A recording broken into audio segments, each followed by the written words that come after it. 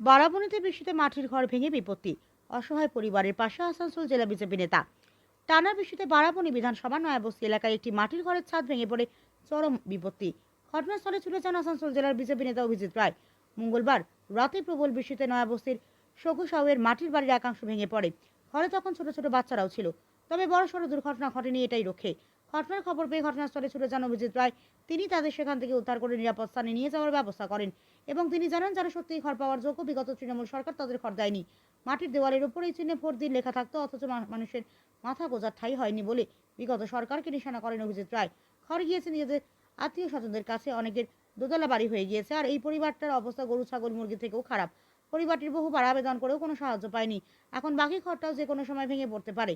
তাই আপাতত পরিবারের সকলকে নিরাপদ জায়গায় সরিয়ে ক্লাব ঘর বা কমিউনিটি সেন্টারে রাখার ব্যবস্থা করা হচ্ছে। প্রাকৃতিক বিপর্যয়ের ক্ষতিগ্রস্ত হওয়া এই পরিবারকে প্রধানমন্ত্রী আবাস যোজনার আওতায় যুদ্ধকালীন তৎপরতায় অগ্রাধিকার দিয়ে ঘর করে দেওয়ার আশ্বাস দেন তিনি।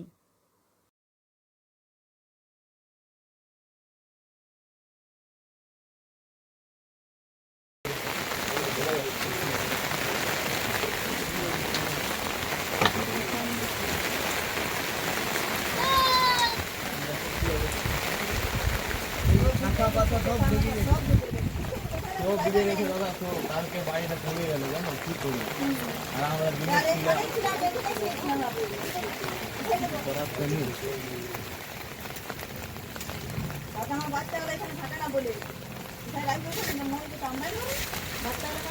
বাচ্চাগুলো কোথায় থাকে?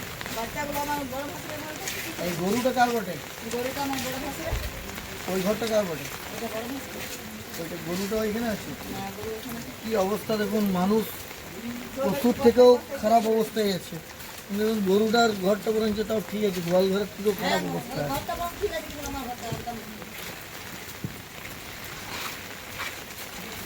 এই হাতারগুলো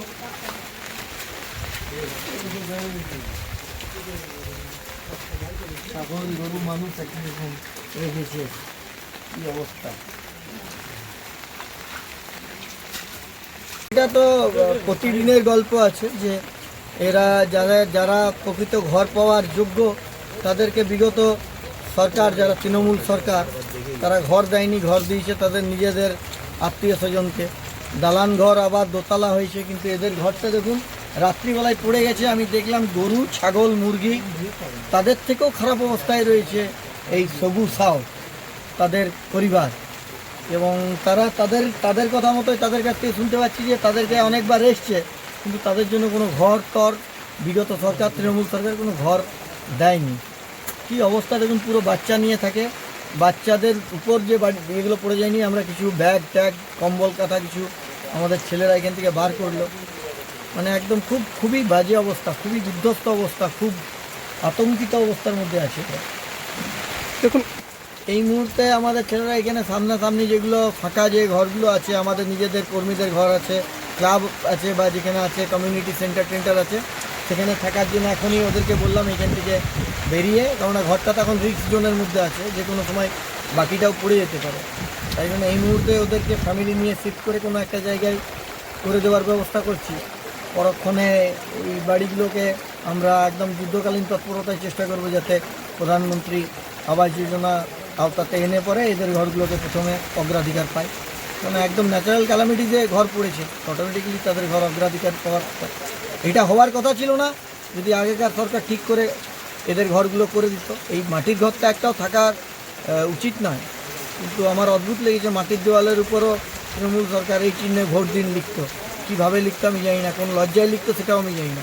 কিন্তু আজকে ওরা নিজের মুখেই বলছে যে আমাদেরকে অনেকজন এসছে, অনেকবার প্রতিশ্রুতি দিয়েছে, কিন্তু কোনোদিন কোনো ঘরের জন্য কিছু করে দেয়নি।